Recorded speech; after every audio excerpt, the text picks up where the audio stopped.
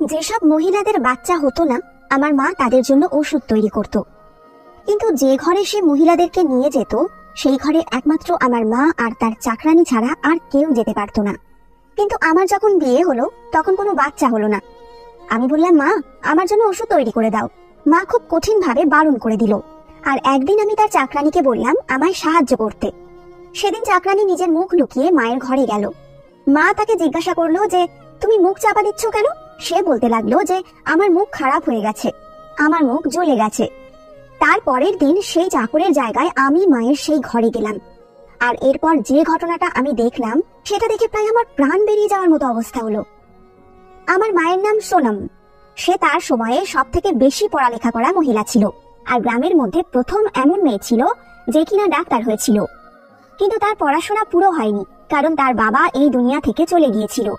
এরপরে আমার মা না বাচ্চা হওয়া মহিলাদের চিকিৎসা করতে লাগলো। আর এভাবেই একদিন তার বিয়ে আমার বাবার সাথে হলো, আর তারপরে আমি এই দুনিয়াতে এলাম। আর এখন আমার বিয়ের বয়স হয়েছে। আমার মা ঘরের মধ্যেই মহিলাদের চিকিৎসা করত, আর যে মহিলারে চিকিৎসা করত তার বাড়িতে বাচ্চা নিশ্চিত ভাবেই হতো। মা পড়ালেখা করা মহিলা ছিল, কিন্তু একটা ঘটনা খুব অদ্ভুত লাগলো। আর তা হলো, কেন একটা আলাদা করে ঘর বানিয়ে রেখেছিল মা, যেখানে সে সব মহিলাদের চিকিৎসা করত। আমার 17 বছর বয়স হয়ে গিয়েছিল, কিন্তু তখনও পর্যন্ত আমি ওই ঘরটা খুলে দেখিনি যে ভিতরে কি আছে। ওখানে শুধুমাত্র আমার মা আর তার চাকরানি যেতে পারত। তার বয়স আমার মায়ের মতোই ছিল। সে আমার মায়ের সুখ দুঃখের সাথী ছিল। আমার মা বিয়ের আগে থেকেই তাকে জানতো, আর এখন তো তারা দুজনে একে অপরের খুব প্রিয় বন্ধু হয়ে গিয়েছিল। কিন্তু একটা ঘটনা অদ্ভুত ছিল, সেটা হলো যে মাঝে মধ্যেই তার সেই ঘর থেকে চেঁচানোর আওয়াজ আসতো। আওয়াজ শুনে মনে হতো কোনো মহিলার সন্তান জন্ম নিচ্ছে সেই সময়। কিন্তু এখানে তো কোনো মহিলার সন্তান জন্ম নিত না, তাহলে চেঁচানোর আওয়াজ কেন আসতো? আমি ঘরে যাওয়ার অনেক চেষ্টাও করেছিলাম, কিন্তু মা কখনো আমাকে ভিতরে নিয়ে যায়নি, আর আমার বাবাকেও নিয়ে যেত না ঘরে। আমার বাবার মুখ তো আমার মা টাকা দিয়ে বন্ধ করে রেখেছিল, কেননা আমাদের ঘরে অনেক টাকা আসতো। মা একটা পেশেন্টকে দেখতো আর কয়েক হাজার টাকা নিত। আর যখন তারা জানতে পারতো যে তাদের সমস্যার সমাধান হয়ে গেছে, তখন তারা মিষ্টি, কাপড় সবকিছু নিয়ে আসতো আমাদের জন্য। ঘরে তো প্রতি সপ্তাহে এরকম জিনিসপত্র আসতেই থাকতো। মিষ্টি খেয়ে খেয়ে আমার তো ওজন বেড়ে গিয়েছিল। বাবা বলতো, ওর বিয়ে দেবো কি করে, এত ভারী শরীর হয়ে গেছে, ওকে তো কেউ বিয়েই করবে না। বাবা এই কথাটা মজা করেই বলতো। আমারও বিয়ের খুব ইচ্ছা ছিল। আমি বলতাম যে এটা তো ভালো, আমার বিয়ে করিয়ে দাও, হ্যাঁ আমাকে বিয়ে দিয়ে দাও। ব্যাস, আমার মাথাটা সঙ্গে সঙ্গে বিয়ের দিকে ঘুরে গিয়েছিল। মা একটা ভালো সম্বন্ধ দেখে আমার বিয়ে দিয়ে দিল। আমার বর ভালো তো ছিল, কিন্তু আমার মা বাবাকে নিয়ে খুব মজা করতো। খুব ভালো জীবন কাটছিল। কখনো কখনো বাবার বাড়ি আসতাম, তখন বাড়ির সবার সাথে দেখা সাক্ষাৎ হতো। আর আমার মায়ের যে চাকর, সে সারা জীবন মায়ের সাথেই কাটিয়ে দিল। নিজের 4টে মেয়ের বিয়েও সে এই চাকরির পয়সাতেই দিয়েছিল, আর নিজের বাড়িও বানিয়ে নিয়েছিল। কিন্তু আমি জানি না যে তারা কি এমন চিকিৎসা করত। আমার মা একটা বড় মেশিন কিনে এনেছিল, অনেক দামি মনে হচ্ছিল সেটা। এটা মায়ের ঘরের বাইরে পড়েছিল, কেননা ওটাকে ভেতরে নিয়ে যাওয়ার জন্য লোকের প্রয়োজন ছিল। আমি মাকে জিজ্ঞাসা করলাম যে এটা কি। মা বলেছিল যে এটা মেডিকেলের ডাক্তারদের একটা বড় মেশিন। আমি জিজ্ঞাসা করলাম, তুমি এই মেশিন দিয়ে কি করবে মা? তুমি তো চিকিৎসা করো, অপারেশন তো তুমি করো না। কিন্তু মা বলল যে এই মেশিনটা আমার ভীষণ দরকার, আর আমাদের কাজটাও আরো দ্বিগুণ হারে ভালোভাবে হতে পারবে এই মেশিনের জন্য। আমি বললাম যে তুমি এত পয়সা রোজগার করে কি করবে? অনেক তো করলে মা, এবার তুমি একটু আরাম করো। মা বলতে লাগলো, পয়সা ছাড়া জীবন কি হয়? পয়সা তো এমন জিনিস যেটা প্রতিদিন প্রয়োজন হয়। আমার শ্বশুর বাড়িতে আমার ননদের জায়ের বাচ্চা হচ্ছিল না। সেই ব্যাপারে যখন আমি জানতে পারলাম, আমি বললাম যে আমার মা সারা দুনিয়ার চিকিৎসা করে বেড়াচ্ছে, তোমারও করে দেবে, কিন্তু চিকিৎসা খুব দামি, চিকিৎসায় অনেক খরচ হয়। আমাদের থেকে অন্তত পয়সা নিও না, আমরা তো তোমার শ্বশুর বাড়ির আত্মীয় হই, আমরা তো তোমাদের সম্পর্কের কেউ হই। যখন কিনা সে আমাদের কেউ ছিল না, সে তো ছিল দূর সম্পর্কের, আমার ননদের যা ছিল সে। কিন্তু আমার শাশুড়ি বলেছিল, তোমার মাকে বলো যে এর চিকিৎসা ফ্রিতে করে দিতে, কেননা মেয়ের শ্বশুর বাড়ির ব্যাপার তো। আর এখন ব্যাপারটা আমার শ্বশুর বাড়িরই হয়ে গিয়েছিল, কারণ এই প্রথমবার আমার শাশুড়ি আমাকে কোনো কথা বলেছিল বা আমাকে কোনো কাজ করতে বলেছিল। আমি যখন মাকে বললাম, তখন মা বলল, তুমি কি পাগল হয়ে গেছো? জানো কত পয়সা লাগে এই চিকিৎসার? আমি মাকে বললাম যে কোন ব্যাপারে পয়সা লাগে? শুধুমাত্র ওষুধ দিতে হয় তো, চুপ করে দিয়ে দাও। এটা তো আমার মান ইজ্জতের প্রশ্ন মা। এখানে মা অদ্ভুত একটা কথা বলল। মা আমাকে বলল, এভাবেও কিন্তু তোমার ইজ্জত খারাপ হতে পারে। আমি বললাম, তার মানে কেন খারাপ হবে মান ইজ্জত? মা বলল, যদি তার চিকিৎসা করি আর তার যদি কোনো লাভ না হয় তখন। আমি বললাম, মা তুমি যার যার এখনো পর্যন্ত চিকিৎসা করেছো তারা প্রত্যেকেই তো লাভ পেয়েছে, তাহলে আমার শ্বশুর বাড়ির আত্মীয়র কেন লাভ হবে না? আমি অনেক কষ্ট করে মাকে রাজি করালাম। আমার বাবাও বলল যে মেয়ের শ্বশুর বাড়ির ব্যাপার। আমার মা আমাকে বকলো আর এটাও বললো আর কখনো আমার সাথে এই ব্যাপারে কথা বলতে যেও না। যদি তুমি নিজের পেশেন্ট নিয়ে আমার কাছে চিকিৎসার জন্য আসতে থাকো তো আমি একদম আর চিকিৎসা করব না। আমি যখন বললাম মা আমাকে বকলো, বাবা যখন বললো মা রাজি হয়ে গেল চিকিৎসা করতে। আমি বাবাকে বললাম মা তো আমার কোনো পরোয়াই করে না। বাবা বলল রাত দিন লোকের চিকিৎসা করে করে পাগল হয়ে গেছে, সব সময় ওই ঘরেই ঢুকে থাকে। আমি জিজ্ঞাসা করলাম যে তুমি কখনো ওই ঘরে গেছো বাবা? বাবা তখন বলতে লাগলো যখনই ওই ঘরটা তৈরি হচ্ছিল তখন আমি গিয়েছিলাম, তারপর থেকে আর যাইনি। কিছুই নেই ওই ঘরে, শুধুমাত্র এই ডাক্তারের জিনিসপত্রই আছে ওখানে। একটা টেবিল আছে আর 2-4টে আলমারি আছে। কিন্তু ঘটনাটা যদি এটাই হয় তাহলে মা কেন সেখানে কারোকে যেতে দেয় না? এরপর আমার ননদের জায়ের চিকিৎসা হয়ে গেল। আমি তাকে জিজ্ঞাসা করলাম তোমাকে কোথায় বসিয়েছিল? আমাকে সে বলল যে ঘরের ডাইনিং রুমে বসিয়েছিল। আমি বললাম যে তোমাকে ঘরে নিয়ে যায়নি? সে বলল না, আমাকে তো কোনো ঘরে নিয়ে যায়নি। 2-4টে টেস্ট করালো আর তারপর চিকিৎসা শুরু করলো। ওষুধ লিখে দিয়ে দিল, বলল যে যদি কপালে থাকে তাহলে বাচ্চা হবে, না হলে এর কোনো চিকিৎসা নেই। আমি তো অবাক হয়ে গেলাম। আমার মা সারা দুনিয়ার চিকিৎসা করছে, এটা হতেই পারে না যে আমার মা যার চিকিৎসা করবে তার বাচ্চা হবে না। কারণ আমার মা পুরো দুনিয়াকে বলে বেরিয়েছে যে এই চিকিৎসা এটা হতেই পারে না যে বাচ্চা হবে না। তবেই তো লোকেরা আসে লাখ লাখ টাকা খরচ করে। এখন যখন মা পয়সা পাচ্ছে না তার মানে এই যে পয়সা পায়নি বলে সে মন থেকে চিকিৎসা করেনি? আমার মা এত লোভী। তারপর আমি ভাবলাম যে দেখা যাক, হতে পারে যে বাচ্চা হয়ে যাবে, হতেই পারে। আমার মা ননদের জায়ের চিকিৎসা করলো কিন্তু তার কোনো লাভই হলো না। সে বলল এমনি নিজের মায়ের সব সময় প্রশংসা করতে থাকো, আমি তো কোনো লাভই পেলাম না। কিন্তু তোমার মা খুব ভালো মানুষ, উনি বলেছেন যে যখন ভগবান চাইবেন তখন বাচ্চা হবে। আজকাল তো এমনই অবস্থা, 1 মাস যদি বাচ্চা না হয়েছে তো নানা রকম কথা বলা শুরু করে দেয় লোকেরা। আমিও চিন্তায় পড়ে গেলাম, কেননা আমারও বিয়ে হয়েছে 7 মাস হয়ে গেছে। আর আমার শ্বশুরবাড়ির আত্মীয় আমাকে বলেছিল যে তোমার মা তো তোমার চিকিৎসা করতে পারে, তা তুমি তার পরামর্শ তো নিতেই পারো। সে আরো বলেছিল যে দেরি করো না, তোমার আবার আমার মতো অবস্থা যেন না হয়, কেননা তারপর কিন্তু আর এ বাড়ির লোকেরা তোমাকে ক্ষমা করবে না। আমি তো এ বাড়িরই সদস্য, তারপরেও আমার পেছনে তারা কত কথা বলতো। আর তুমি তো পরের বাড়ির মেয়ে, তাহলে তোমাকে নিয়ে না জানি তোমার শাশুড়ি কি কি বলবে আর কি কি করবে। আমি এরপর খুব চিন্তায় পড়ে গেলাম, কেননা এখনো তো এত দেরি হয়নি এমন কিছু।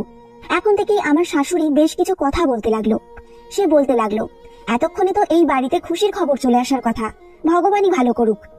ননদের যা তো 4 বছর ধরে চিকিৎসা করালো কিন্তু কিছুই হলো না, আমার তো মাত্র 7 মাস হয়েছে, দেখা যাক না কি হয়। আমি এদের সবার কথায় আর আচরণে ব্যবহারে ভীষণ চিন্তায় পড়ে গেলাম। আমি আমার বর আর শাশুড়িকে না বলেই ডাক্তারের কাছে চলে গেলাম আর চেক আপ করালাম। উনি পরীক্ষার জন্য বললেন আর বললেন যে 2 দিনে তুমি রেজাল্ট জেনে যাবে।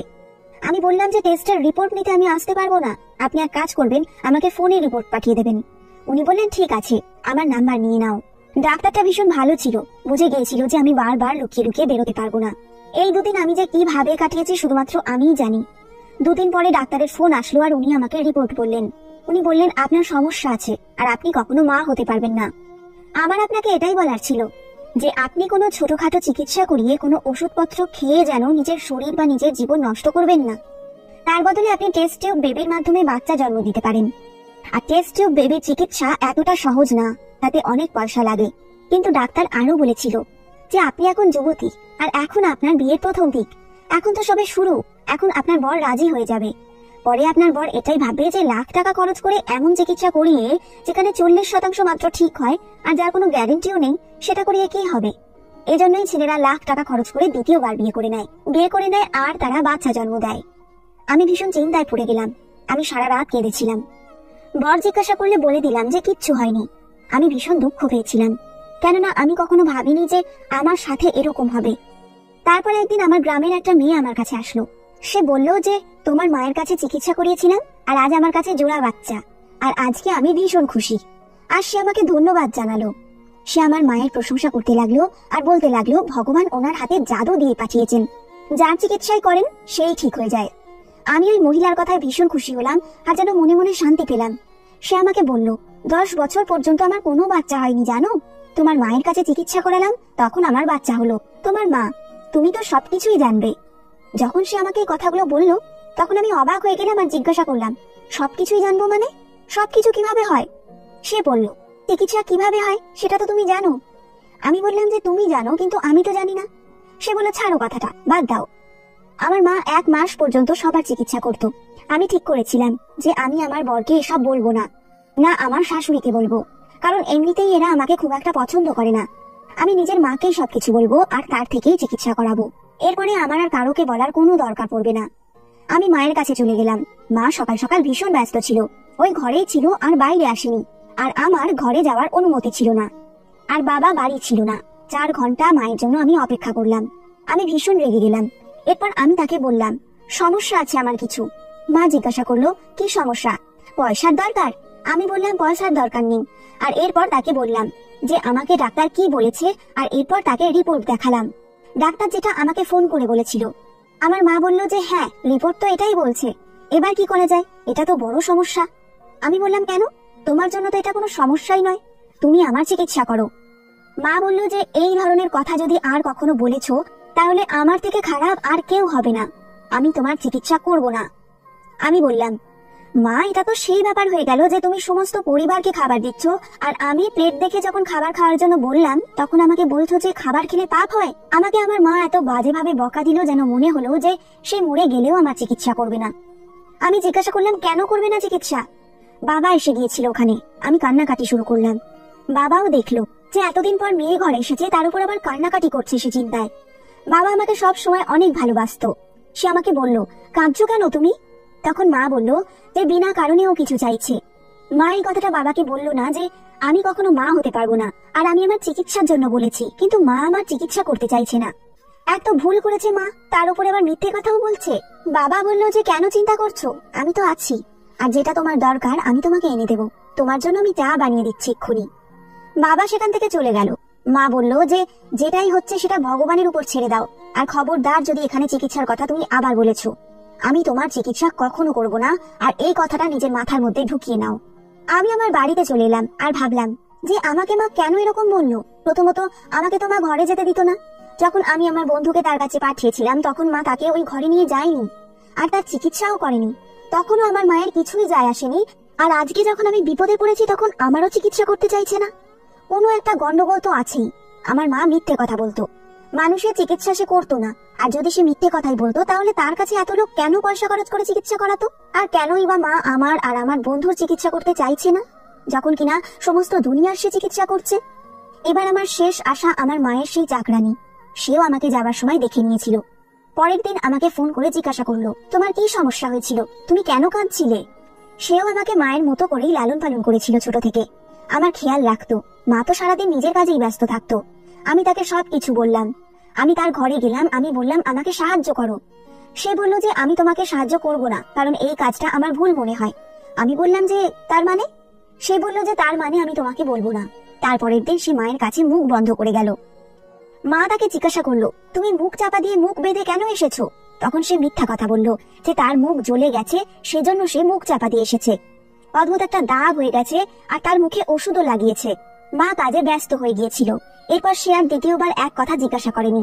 আমাকে চাকরানি বলল কাল তুমি মুখ বেঁধে মুখ চাপা দিয়ে যাবে। আমি মুখ চাপা দেওয়ার কারণ প্রথমেই বলে দিয়েছি, এজন্য তোমাকে সে কিছুই জিজ্ঞাসা করবে না। আমি বললাম যে আমার খুব ভয় লাগছে, কিন্তু সে আমাকে বলল তোমাকে এটা করতেই হবে, তোমাকে গিয়ে ওখানে দাঁড়িয়ে থাকতে হবে। কোনো প্রশ্ন জিজ্ঞাসা করলে মাথা নাড়িয়ে জবাব দিয়ে দিও।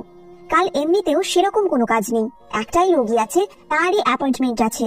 তো তুমি নিজেই সব জানতে পেরে যাবে সোনা, তুমি তোমার সব প্রশ্নের উত্তর পেয়ে যাবে। আর তোমার মা যখন সবকিছু জানতে পেরে যাবে তাকে বলে দিও যে আমি চিরজীবনের জন্য এই কাজ ছেড়ে চলে যাচ্ছি, আর আমার এই কাজ করার এখন আর প্রয়োজন নেই। এই কাজে অনেক পয়সা রোজগার হয়, কিন্তু অনেক সমস্যাও হয়। আমি আমার মুখ বেঁধে আর মুখ চাপা দিয়ে পরের দিন চলে গেলাম। মা কোনো কথাই জিজ্ঞাসা করলো না। ঘরটাকে ভেতর থেকে দেখলাম পুরো অপারেশন থিয়েটারের মতো পরিবেশ ছিল। বড় বড় মেশিন পড়েছিল। যখন কিনা বাবা বলেছিল যে একটা বিছানা আর কয়েকটা আলমারি আছে ওখানে। একটা মহিলা আসলো, সে বলল যে তার আমার সাথে দরকার আছে। মা বলল যে তুমি ওর রিপোর্টটা দেখে নাও। আমি যখন তার রিপোর্ট পড়লাম তখন ওই একটা কথাই লেখা ছিল যে সে কখনো মা হতে পারবে না, আর তাকেও বলা হয়েছিল যে সে যেন টেস্ট টিউব বেবির মাধ্যমে বাচ্চার জন্ম দেয়। এই সমস্ত কথাই লেখা ছিল ওখানে। তাহলে কি মা এই সমস্ত কাজ করতো? কিন্তু কিভাবে করে মা? মা তো ডাক্তার না। মা সেই মহিলাকে জিজ্ঞাসা করলো তুমি কি নিজের ইচ্ছায় সমস্ত করতে চাও? সে বলল আমি আর ঘরে কারোর টিটকারি শুনতে পারবো না, কারোর অপমান আমি শুনতে পারছি না। আমি জানি যে এই বাচ্চাটা আমার বরের নয়, অন্য কোনো লোকের। কারণ আমি যখন মা হয়ে যাব যখন বাচ্চা হয়ে যাবে সবাই এটাই ভাববে যে এটা আমার বরের বাচ্চা। আমি যে বাঁজা এটা শুনে শুনে আমি পাগল হয়ে যাচ্ছি। আমি নিজের মুখে হাত চাপা দিলাম ভয়ে। এর মানে মা টেস্ট টিউব বেবির কাজ করে? তার মানে এই চিকিৎসা চলছিল এতদিন ধরে? এই বাচ্চাগুলো তাদের বরের নয়, অন্য কোনো লোকের? এজন্যই মা এত বড় বড় দামি দামি মেশিন আনিয়েছিল। আর অবাক হওয়ার মতো ব্যাপার হলো মহিলারা নিজেরা এই কাজের জন্য রাজিও হয়ে যেত। এই গ্রামটা একটা ছোট্ট গ্রাম, এখানকার গ্রামের লোকেদের মধ্যে এত বুদ্ধি কোথায়? এজন্যই তারা রাজি হয়ে যায়। অথবা বাঁজা এই কথাটা শোনার ভয়ে, বা যে মহিলারা বাঁজা এর জন্য তাদের উপর যে অত্যাচার করা হয়, যে কথা শোনানো হয়, তাই জন্যই তারা এই কাজ করতে রাজি হয়ে যায়। তখন সেই মহিলা চলে গেল, আমি নিজের মুখ খুললাম, আর আমার মা চমকে উঠলো আর বিরক্ত হয়ে গেল। এই জন্যই আমার মা আমার চিকিৎসা করতে চাইছিল না, কেননা সে চাইতো না যে আমি আমার বরের ছাড়া অন্য কারোর বাচ্চাকে জন্ম দিই, যাকে আমি জানি পর্যন্ত না। মা যেটা করছিল সেটা ভুল ছিল। আমি তাকে অনেক কথা শোনালাম। আমি বললাম, তুমি অনেক ভুল করছো মা, তুমি মানুষকে ঠকাচ্ছ, তারা সারা জীবন ঠকেই থাকছে। মা বলল, আমি যেটা করছি এটাকে ভুল ভেবো না, কেননা এরা বাচ্চা, আর এই বাচ্চাগুলোর এই দুনিয়ায় আসার অধিকার আছে। আমি যদি ভুল কাজ দিয়েও কোনো মহিলার জীবনে খুশি আনছি, লোকেরা তাকে বাজা বলা বন্ধ করে দিচ্ছে। এর থেকে ভালো কথা আর কি হতে পারে? সাধারণ মানুষ আজও টেস্ট টিউব বেবির বিরুদ্ধে, কেননা তারা ভাবে যে এটা পরের বাচ্চা। হ্যাঁ, এটা পরের, কিন্তু আমি মহিলাদের বলে দিই সবটা। আমার কাছে আর কোনো রাস্তা থাকে না। আমি বলে দিই যে তার পেটে যে বাচ্চার জন্ম দিতে চলেছি সেটা তার বরের নয়, বরং অন্য কারোর বাচ্চা, অন্য কারোর ছোট্ট প্রাণ। আমি মহিলাদের বলে দিই যে আমার কাছে আর কোনো রাস্তা নেই। তারা এই দুনিয়ায় আসতে চায়, আর এই কাজগুলো আমি মহিলাদের থেকে লুকিয়ে করি না। এরা আমার সাথে যোগাযোগ করে, সেজন্যই তো তারা এত টাকা দিয়ে যায়। আর আমি এই সমস্ত তোমার সাথে করতে পারবো না। আমি মাকে বললাম, আমি জানি না তুমি ঠিক করছো না ভুল করছো, কিন্তু তোমার চাকরানী আমাকে বলে দিয়ে গেছে যে এই কাজটা আর সে তোমার সাথে করবে না। চিরজীবনের জন্য এই কাজ ছেড়ে সে চলে গেছে। আমি জানি না আমার মা ঠিক করছিল নাকি ভুল। শুধুমাত্র আমি সেখান থেকে ফিরে এলাম শ্বশুরবাড়ি। আমার অদ্ভুত লাগছিল, সাধারণ মানুষের সামনেই মা নিজের প্রাণের ঝুঁকি নিয়ে এই কাজ করছিল। আর যদি কেউ জানতে পারতো তাহলে সে এত রেগে যেত যে সে প্রতিশোধ নিতই। আর তারপর কি করতো মা? কিন্তু মা 1 বছর পর সেই কাজটা ছেড়ে দিয়েছিল। মনে হয় তার চাকরানি চলে যাওয়ার পর একা একা সেই কাজ আর করতে পারছিল না, সেজন্যই সে সেই ব্যাপারটাকে ছেড়ে দিয়েছিল। সে যে কাজটা ছেড়ে দিয়েছিল এই কথাটা আমি কারোকে বলিনি, এমনকি বাবা কেউ না। আমি আমার বরকে বলে দিয়েছিলাম যে আমি কখনো মা হতে পারবো না। সেটা শুনে সে চুপ করে গিয়েছিল। সে বলল, ঠিক আছে, যা হবে দেখা যাবে। এরপর 4 বছর হয়ে গিয়েছিল, আমার এখানে কোনো বাচ্চাই হয়নি। কিন্তু আমি ভগবানের কাছে, ঈশ্বরের কাছে প্রার্থনা করি, কারণ ঈশ্বরের কাছে প্রার্থনা করলে তা কখনো ফেরত আসে না। একদিন না একদিন তিনি আমার কথা নিশ্চয়ই শুনবেন। ওনার আশীর্বাদে আমি একদিন ঠিক মা হব। আপনারাও সবাই আমার জন্য প্রার্থনা করবেন। ধন্যবাদ বন্ধুরা।